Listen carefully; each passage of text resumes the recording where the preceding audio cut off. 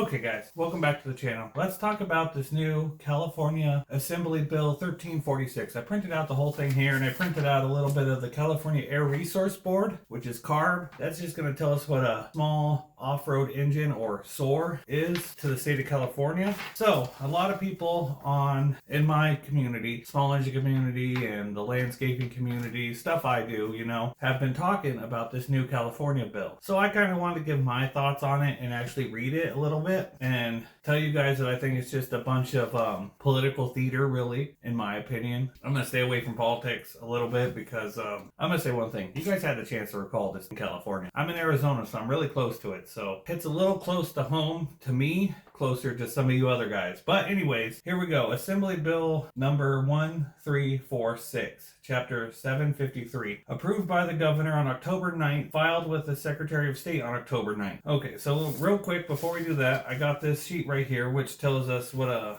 small off-road engine is, because that's what they're essentially banning in this bill. So, small off-road engines, or are spark ignition engines rated at or below 19 kilowatts. Engines in this category are primarily used for lawn, garden, and other outdoor power equipment. The population of small engines in California are 16.7 million, is greater than the of light-duty passenger cars, 13.7 million, and is comprised of 77% of residential lawn and garden equipment, 9% of commercial lawn and garden equipment, 11% federally regulated construction farming equipment, and 3% of others as generators or utilities. So that's what California deems as a small engine. So now on this bill, it says existing laws impose various limitations on emissions of air contaminants for the control of air pollution from vehicular and non-vehicular sources. Existing law assigns the responsibility of controlling vehicles,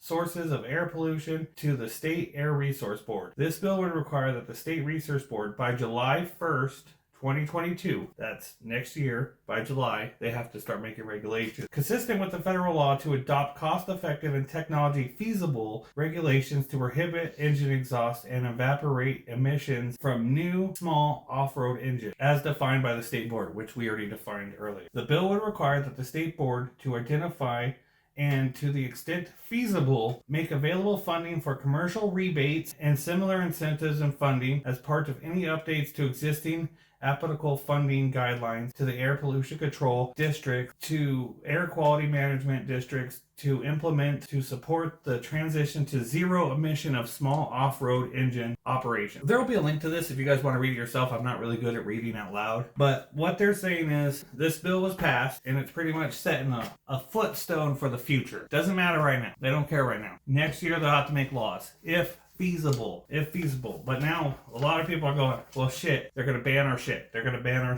But no need to fret, guys, because in section 2, right down here, there's a paragraph that says, by July 1st, 2022, the state board shall consent with federal law to adopt cost-effective technology and feasible regulations to prohibit engine exhaust and evaporate emissions for new small off-road engines as defined by the state board. Those regulations shall apply to engines produced on or after January 1st, 2024. So next year they're going to make laws. It could take time for all future engines after 2024. 3 years away. So, produced on January 1st, 2024. Or as soon as the state board determines it's feasible. Whichever is later. The reason they wrote that is because by 2024, if it's not feasible, no ban. The ban could take place in 2077 when they finally figure out that we could do it. Or the state board today can determine it's feasible, that we can right now get rid of this steel chainsaw, get rid of your lawnmower, get rid of everything you have gas powered, and go strictly to electric equipment. Zero emission equipment. But still, whichever is later. So, if the state board determines it's feasible right now, that's when January 1st, 2024 will take effect. But come January 1st, 2024, if it's not feasible, no ban. And this is just for California. California is one of the only states in the United States that can make laws for air because they're just polluting over there, polluting everything, and it's spreading into us. I honestly doubt anyone has anything to fret about, because there's no law saying that if you're caught using a 2023 chainsaw that you're going to get sentenced to prison. There's no law saying you have to turn in your equipment to get electric. It's just saying that What they want is by 2027, your chainsaw breaks down, you take it to the repair guy, me or whoever, and they say, hey man, this thing's busted, we can't repair it, you're gonna need to buy a new chainsaw. And they go to buy a new chainsaw, and bam, guess what? In the store, only electric stuff. Now, I'm gonna go over the main reason they're trying to do this a little bit.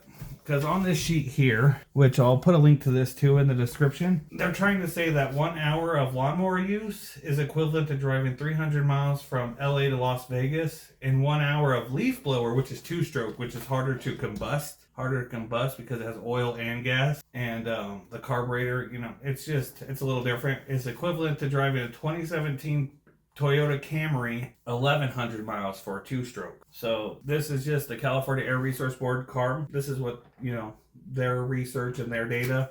This is what came to this. So other than that, the rest of this bill says, in determining technology is feasible pursuant to paragraph 1, which is the one I read saying whichever's later, the state board shall consider the following. A, emissions from the state board off-road engines, small off-road engines SOAR, expected timelines for zero emission small off-road engine development. C, increased demand for electricity from adding charging requirements for more zero emission and small off-road equipment. So these are charging stations like you see in your towns coming up, the Teslas and stuff. D, use cases of both commercial and residential. So that means they can't just make electricity for the commercial guys and leave us out, the residential guys or whatever, or just the residential guys and leave the commercial guys out. E, expected availability for zero emissions generators and emergency response equipment. So this is pretty much E right here is saying there's going to be an exception for generators,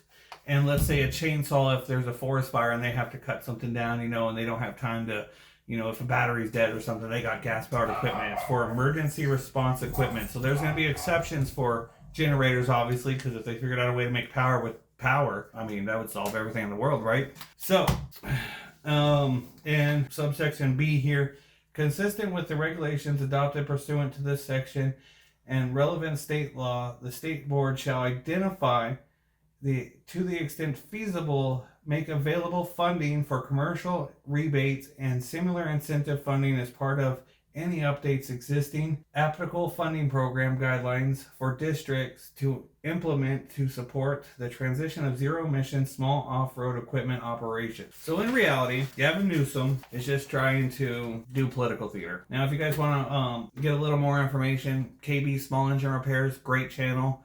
He made a good video on this, a little more opinion, read a different news article. He goes more in depth on the rebates and other stuff. I'll link his channel and video down below if you guys want to check that out. But in my opinion, this law is not going to hurt us. It's not going to stop what we're doing. And to be honest, I don't see it going anywhere. It's kind of dead in the water. It's just there to say, look at me. I'm going green. I'm one of the good guys. And yeah, you know what? There's nothing wrong with using electric chainsaws, electric lawnmowers. It's just right now, you know, even a steel chainsaw, new gas powered, is probably about $400 to $600. An electric one, you're looking at double that. So electric stuff right now is so new technology, and because of COVID, it's so hard to get. Like, you can't even get the new Xbox or the new PlayStation 5 because right now on silicone and microchips and stuff like that, it's so expensive. So right now, electricity items are not feasible. I